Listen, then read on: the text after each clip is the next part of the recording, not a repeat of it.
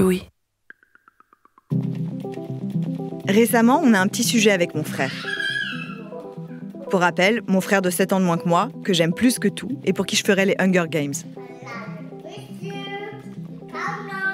Mon frère, il se permet beaucoup de critiquer l'éducation que je donne à mon fils. Pas directement, mais par des petites phrases. Quand mon fils n'est pas sage et que je ne réagis pas ou pas assez à ses bêtises, il peut lancer « Non mais c'est pas comme ça que ça se passe ». Il dit aussi souvent cette phrase que j'ai moi-même beaucoup prononcée avant d'être parent. Les enfants, ils s'adaptent à nous, pas l'inverse.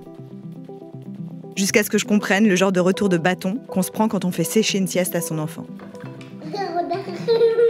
Donc à table, le dimanche, au déjeuner de famille, globalement, il trouve que mon fils fait trop de bruit. Qu'il reste pas assis assez longtemps et qu'il parle en même temps que les adultes. Moi, le dimanche, c'est précisément le jour où je suis contente d'avoir du relais. Et où donc, je laisse aussi le soin aux autres de s'occuper de mon fils, voire de le punir.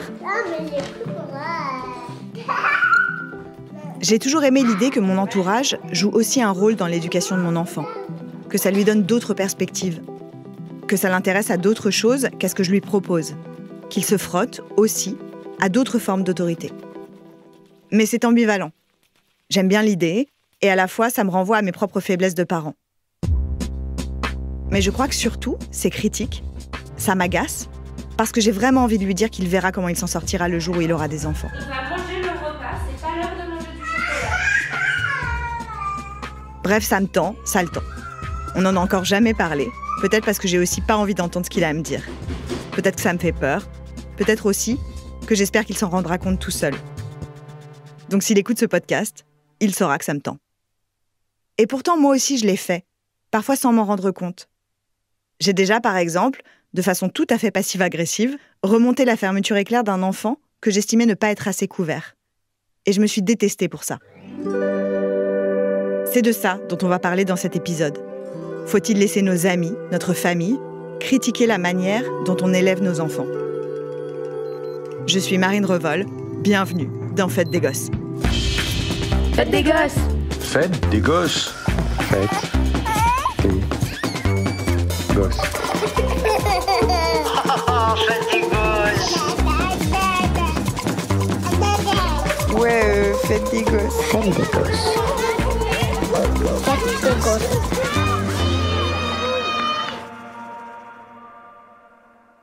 Une des premières à qui j'en ai parlé, c'est Marie Misset, que vous connaissez si vous écoutez le podcast Émotion.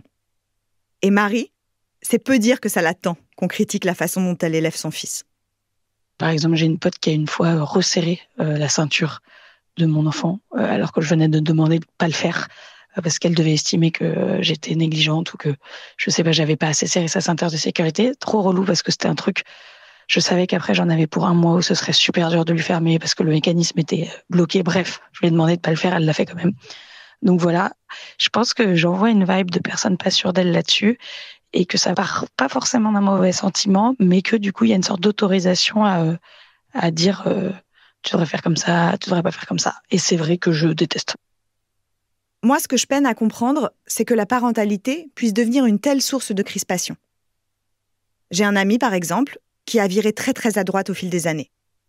Cela a évidemment marqué une rupture entre nous. Et cette rupture, elle me semble légitime, comme un cordon sanitaire. Mais j'ai beaucoup plus de mal à imaginer qu'on puisse couper tout lien avec des gens qu'on a aimés, simplement parce qu'on ne partage pas les mêmes visions sur l'éducation de nos enfants. Et en fait, j'ai tout faux. La sociologue Anne Muxel, directrice de recherche au Centre de recherche politique de Sciences Po, et qui a coordonné en 2011 l'enquête Amour, famille et politique, a expliqué au journal Le Monde que seulement 30% des personnes interrogées considéraient qu'il était important de partager les mêmes opinions politiques pour construire une relation vraie et durable.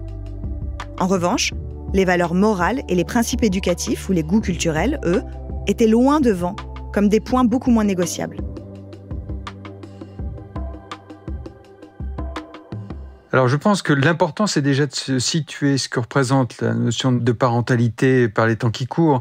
C'est précisément parce qu'elle est l'objet de controverses, de désaccords, y compris parmi les experts, qu'on peut imaginer en fait que ça résonne dans les relations autour de soi.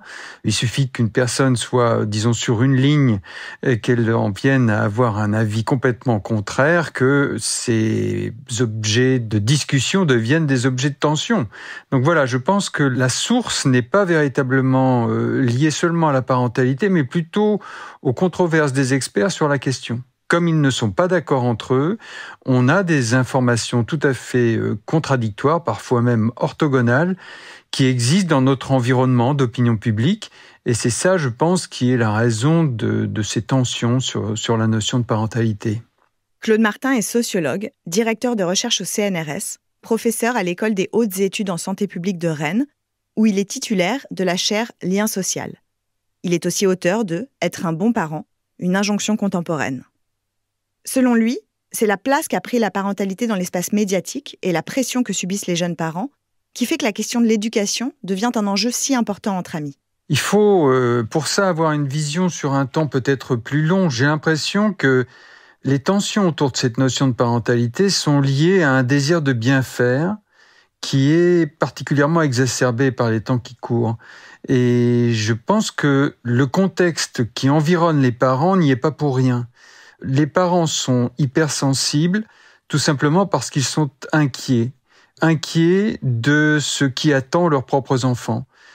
Un des abcès de fixation étant l'école. On a l'impression que les parents sont un peu oppressés et obnubilés par la question de la réussite scolaire. Il n'y a pas de futur pour ces enfants si, au moins, ils n'ont pas un parcours scolaire, disons, sans faute. À défaut d'être d'excellence, il faut qu'il soit sans faute. Tout ça, ça n'est pas nouveau. Ce que m'a expliqué Claude Martin, c'est que depuis le dernier tiers du 19e siècle, des experts ont commencé à étudier le développement de l'enfant.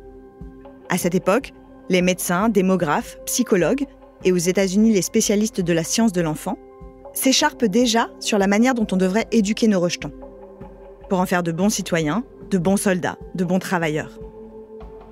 En 1929, une militante catholique, Marguerite Lebrun-Verrine, crée même une école des parents et des éducateurs de Paris, avec des parents, des pédagogues et des médecins psychanalystes d'enfants.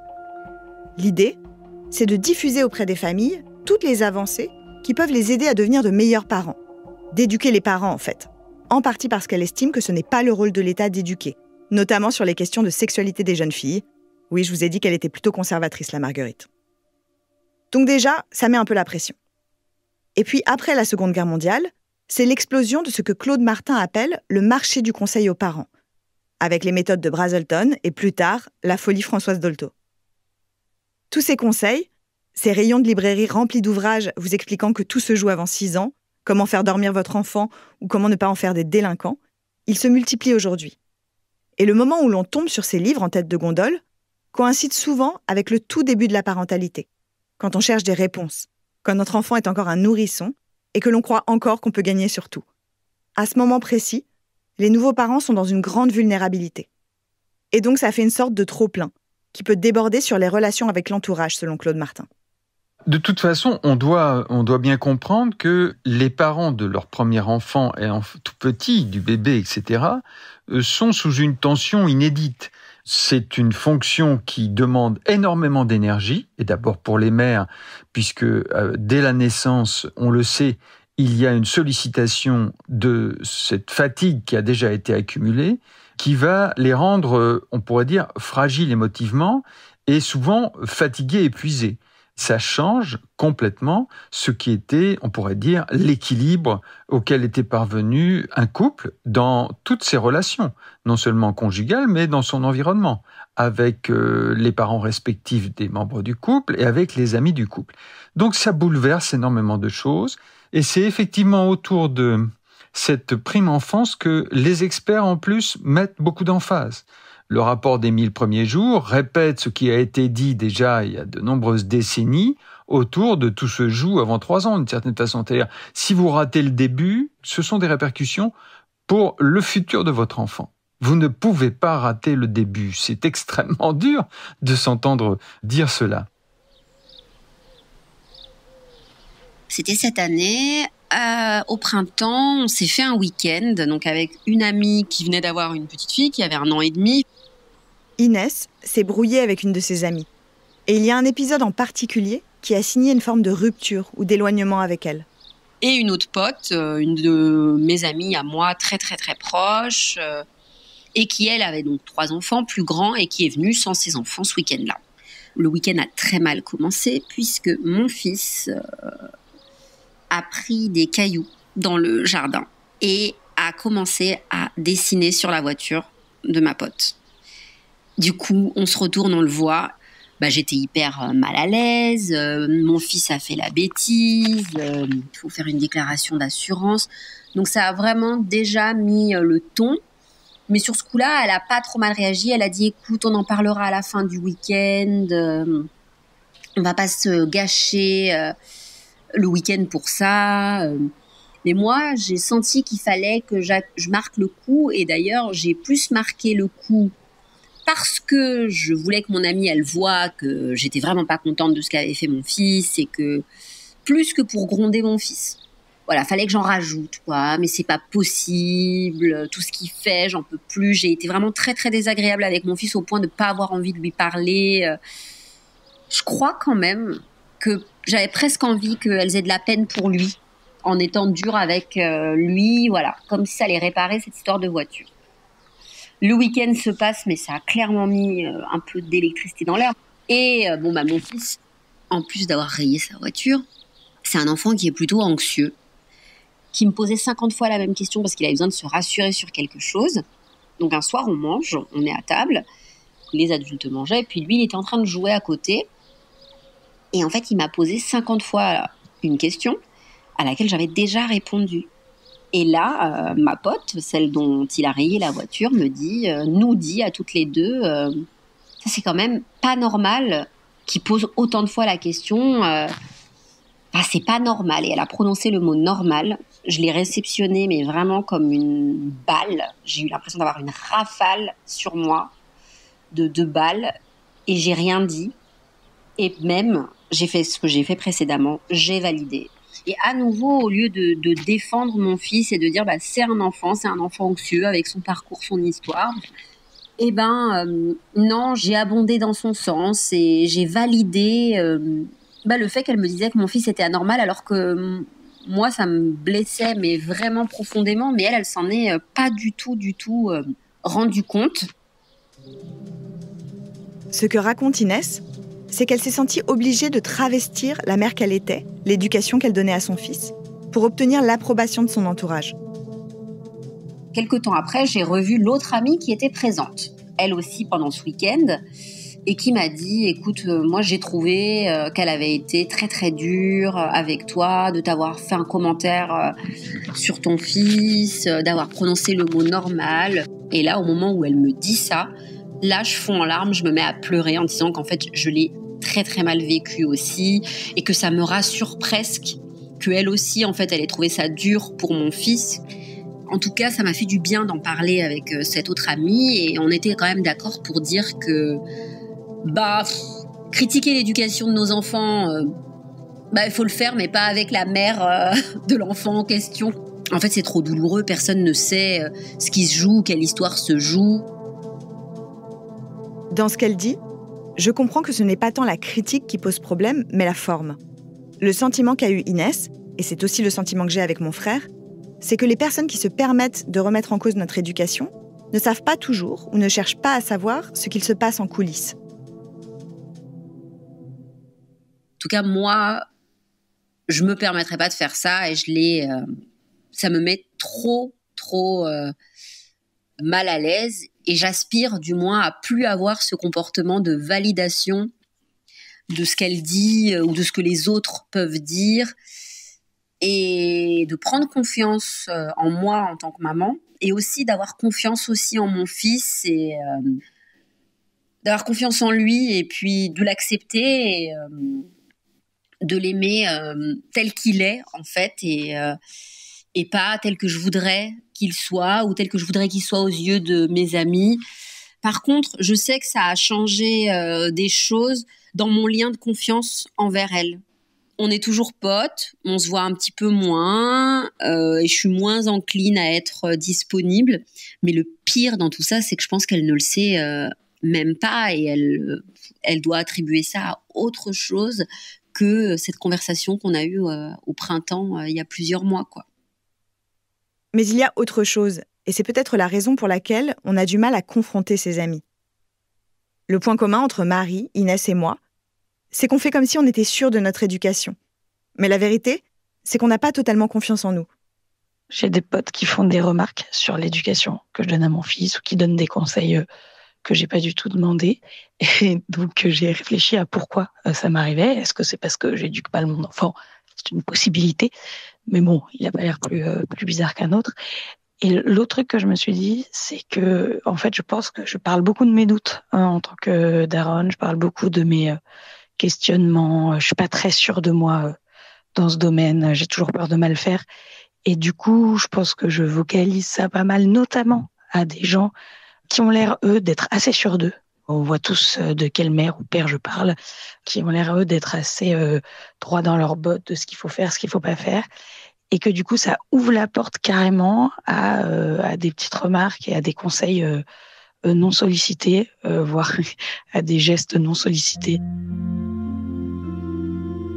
C'est aussi peut-être parce que je suis pas sûre de moi que je prends les choses comme ça. Je veux dire, si j'étais méga sûre de moi, peut-être que je balayerais d'un geste, j'aurais pas l'impression d'être remise en cause. Comme je suis pas sûre de moi, à chaque fois que j'ai une petite remarque, je peux te dire que je l'entends et qu'elle tourne dans ma tête. Vous remarquerez que Marie, qui n'est pas très sûre de sa daronnie, comme elle dit, c'est une femme. Et c'est très symptomatique selon Claude Martin. Parce que cette pression, qui met les parents en opposition, elle s'exerce différemment sur les mères et sur les pères. D'ailleurs, les critiques visent la plupart du temps les mères. On a, bien entendu, dans les systèmes de parenté, des visions complètement différentes de ce que nous considérons, nous, comme le rôle exclusif de la mère et du père.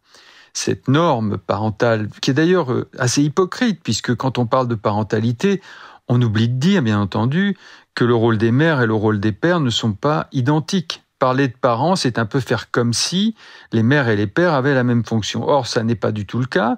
Il suffit d'ailleurs de voir que les personnes qui sont ciblées par les experts en matière de rôle parental sont presque toujours, d'abord et avant tout, les mères. On encadre le travail maternel depuis fort longtemps dans l'histoire. Donc, on a éduqué les mères à leur propre rôle parce qu'on pensait qu'il fallait qu'elles réussissent absolument cette fonction pour qu'on ait de bons citoyens, de bons soldats, de bons contribuables, etc., etc. Donc, je crois qu'en tous les cas, il est évident qu'au fil du temps, on a mis en avant une fonction parentale un peu plus démultipliée avec le rôle des grands-parents, avec le rôle des oncles et tantes, avec le rôle, au fond, d'un système de parenté élargi, voire même d'une communauté plus large. Or, le travail de socialisation n'est pas l'exclusivité du travail parental. Le travail de socialisation, il a lieu, on le sait, en particulier à l'école, avec d'autres adultes et avec le groupe d'âge. Donc, il y a beaucoup d'agents de socialisation autour de l'enfant. Donc, il faut éviter cette restriction qui conduit d'ailleurs à penser que quand le travail parental n'est pas réussi dès le début, et on parle même de la grossesse, quand les conditions ne sont pas réunies, alors on va fabriquer des enfants déficients, à problème, susceptibles de devenir des déviants ou des délinquants. Donc c'est ce qu'on pourrait appeler une centration sur ce travail parental, qui met d'autant plus d'emphase sur la réussite de ce travail parental par les parents eux-mêmes. Le travail parental, justement, il est d'intensité variable entre les personnes. Certains parents estiment qu'ils doivent se dédier entièrement à leurs enfants, quand d'autres assument vouloir partager au maximum la responsabilité pour poursuivre d'autres objectifs, par exemple professionnels. Bonjour, je m'appelle Amélia et j'ai un enfant, une petite fille, et elle a 2 ans. J'ai rencontré Amélia en Suisse alors que j'animais une table ronde sur les femmes et le pouvoir dans l'industrie de la musique. Si le sujet vous intéresse, je vous invite à écouter Le Bémol, la série documentaire produite par Louis Média que j'ai consacrée aux femmes chefs d'orchestre. Amélia, elle est chanteuse lyrique et américaine, comme vous pourrez l'entendre. Et donc son travail, c'est un peu plus qu'un travail. Et c'est un élément essentiel de son équilibre. Au point que sa manière d'envisager la parentalité et la vie conjugale lui a fait perdre une amitié qu'elle pensait inoxydable. Et donc, du coup, avec mon mari, on était très bons amis avec un autre couple. Et c'était une amitié de longue date de mon mari parce que avec ce couple, ils étaient tous ensemble dans la même école. Après, les problèmes, entre guillemets, a commencé quand chaque couple, du coup, moi et mon mari et l'autre couple, on a eu tous un enfant à peu près au même moment. Et c'est là, en fait, on a rendu compte petit à petit que on avait des façons complètement différentes à élever nos enfants et ça a eu une implication assez grave sur notre amitié. En gros, moi et mon mari, on avait l'idée que les happy parents, c'est les happy enfants. Et du coup, c'était primordial pour nous de garder une main sur nos métiers, d'avoir du temps pour le couple, d'avoir du temps pour chacun, d'avoir la liberté de continuer à vivre sa vie, même si on est devenu parents. Du coup, on avait trouvé un système de garde. Et à côté, cet autre couple, on était étonnés qu'ils ont fait le choix qu'on trouve très traditionnel, où le mari a continué à travailler et la femme, elle a resté du coup à la maison. Elle a quitté son travail, elle était architecte et donc du coup, on a trouvé ça étonnant que le jour du lendemain, elle arrête complètement de travailler. Et du coup, peut-être ça c'était nous qui a déjà un peu mis des jugements sur le couple et sur elle. Mais ce qu'on avait vu, c'est qu'on s'est épanoui de plus en plus, moi et mon mari, et dans leur couple, ça allait de plus en plus mal. Et il y avait une histoire que, par exemple, il nous a racontée comme si c'était drôle, où une soirée, la femme, elle était très, très fatiguée et voulait se coucher avec son bébé avant que son mari est rentré. Et du coup, elle avait fermé la porte à clé, elle était allée coucher avec son gosse. Et quand le mec, notre pote, est rentré, il n'arrivait pas à ouvrir la porte et toquer sur la porte et sa femme n'a pas répondu. Et elle avait connecté son téléphone à les enceintes Bluetooth et a mis de la musique à fond en espérant que ça réveillerait sa femme ou son bébé. Et les deux continuent à dormir. Je pense que la femme était tellement fatiguée de sa journée. Et ça a fini avec un appel aux pompiers. Ils ont raconté ça un peu comme une blague, mais nous, on a entendu ça un peu en mode, c'est hyper pas génial. Là, vous êtes dans une situation de merde. Ils leur ont donc un peu fait la morale. Mais finalement, on pourrait se dire que c'est acceptable entre amis, qu'on peut tout se dire, qu'une amitié si solide peut tout supporter. Et du coup, à côté, on commençait à voir que eux, ils nous invitaient plus les week-ends quand ils faisaient des trucs avec des autres potes, quand on les invitait à faire des choses. Ils avaient toujours quelque chose planifié, apparemment. Et du coup, les seuls moments où on les voyait, c'est par les hasards totaux quand on s'est croisés dans la rue, qu'on trouvait très, très bizarre, vu qu'ils étaient censés être nos très bons potes. Je ne sais pas si c'est normal de critiquer la façon qu'un ami va élever un enfant.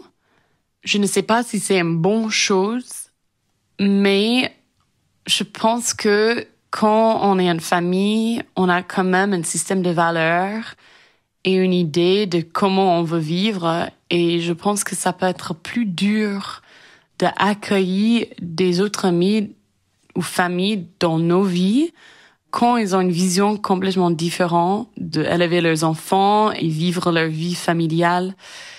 Je pense réellement si on a critiqué autant nos amis et peut-être il nous a critiqué autant, c'est aussi parce qu'on était triste de plus être amis et peut-être en critiquant, on essaie de comprendre ou juste de faire le tort et vraiment voir tous les angles. Par exemple, des décisions de nos amis, parfois en les critiquant, mais parfois juste on essaie de regarder la situation d'une vision globale et dire mais est-ce qu'ils ont raison, est-ce qu'ils ont tort, qu'est-ce que s'est passé?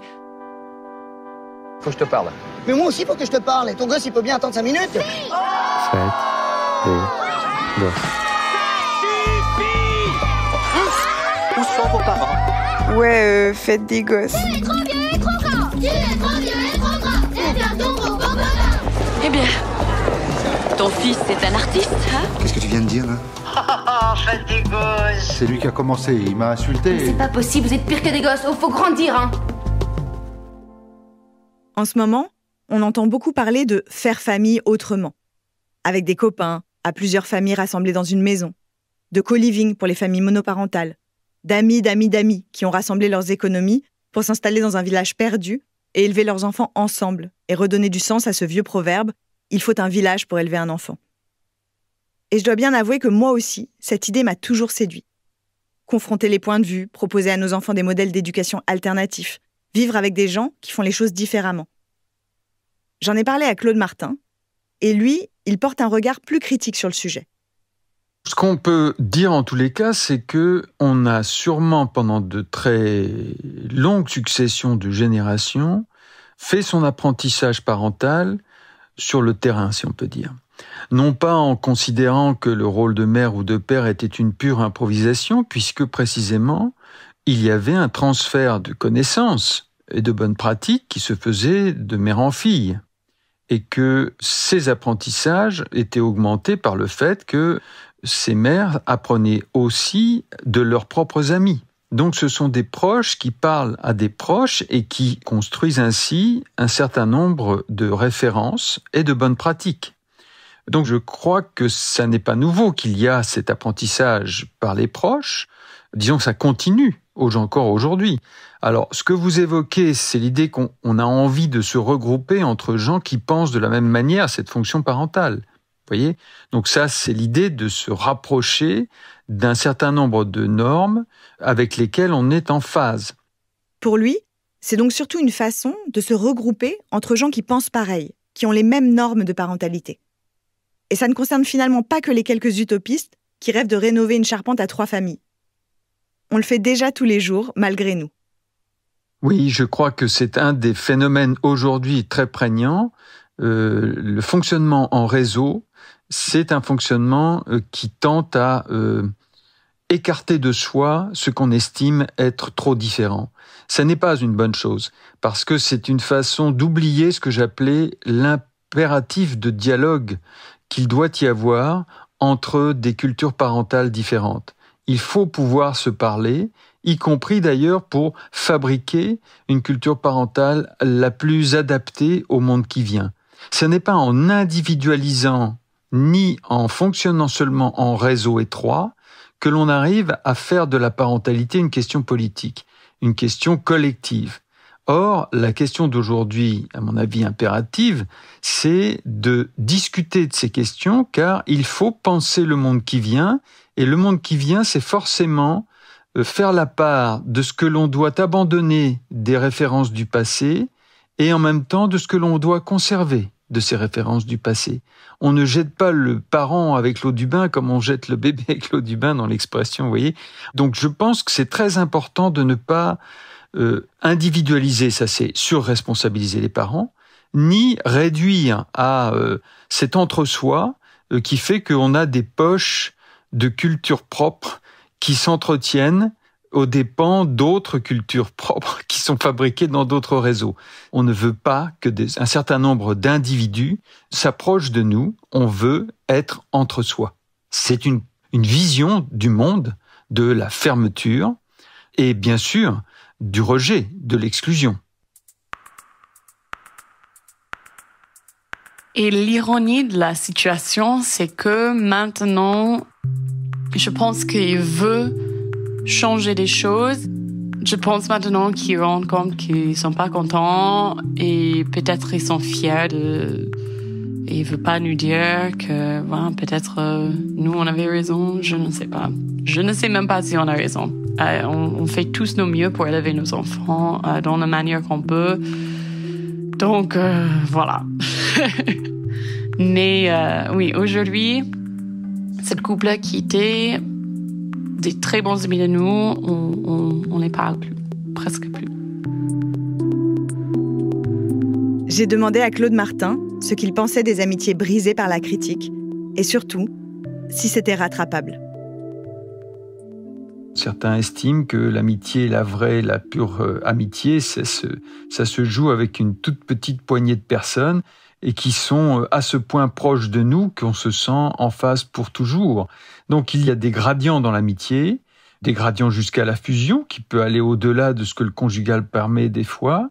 Donc je crois qu'il faut tenir compte de cela. Alors bien sûr, être en désaccord sur toute une série de sujets peut remettre en cause l'amitié. Dans l'amitié, il y a précisément des petits événements qui font qu'on prend de la distance, mais qu'on peut retrouver le fil de son amitié avec le rôle que joue le passage du temps, tout simplement. Donc l'amitié n'est pas forcément ébranlée pour toujours. Elle peut connaître des bas, elle peut connaître aussi des regains. Donc je ne dirais pas que il y a dans la vision qu'on se fait de la parentalité de quoi se fâcher pour toujours. Sauf peut-être précisément quand on a été très loin dans le conflit. C'est précisément parce qu'il y a du flou et il y a de l'injonction que l'on peut en faire une raison de conflit. Voilà. Alors que la réalité pourrait être tout autre, c'est-à-dire, si nous ne pouvons plus dialoguer, alors il y a un problème, en effet. Donc voilà, moi j'aurais tendance à dire, sur des questions d'éducation, il faut continuer de dialoguer. Il faut continuer de se parler, et sans doute, vous ne serez plus les mêmes amis, au moins pendant un temps, parce que vous n'avez pas exactement la même vision du monde. Mais ça ne signifie pas que vous n'apparteniez plus à la même société du point de vue des normes d'éducation, des valeurs qui sont les vôtres.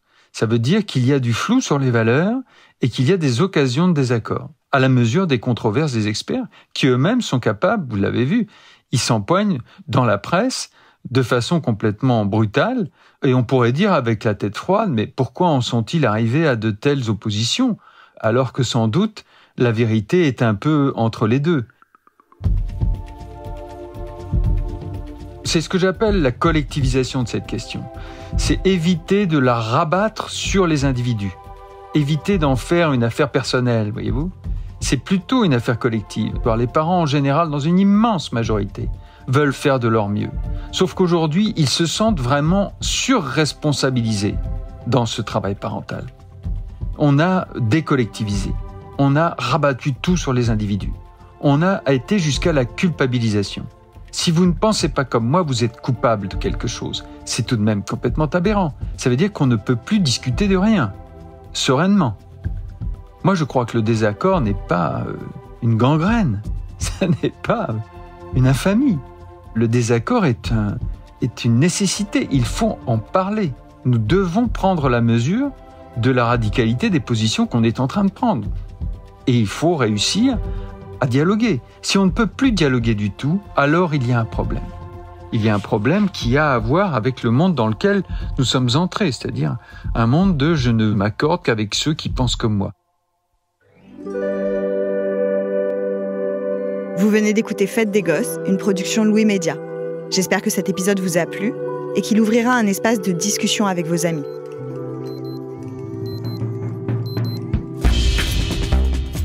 Il a été réalisé par Anna Bui, la musique est de Jean Thévenin et Elsa Berthaud est à la production.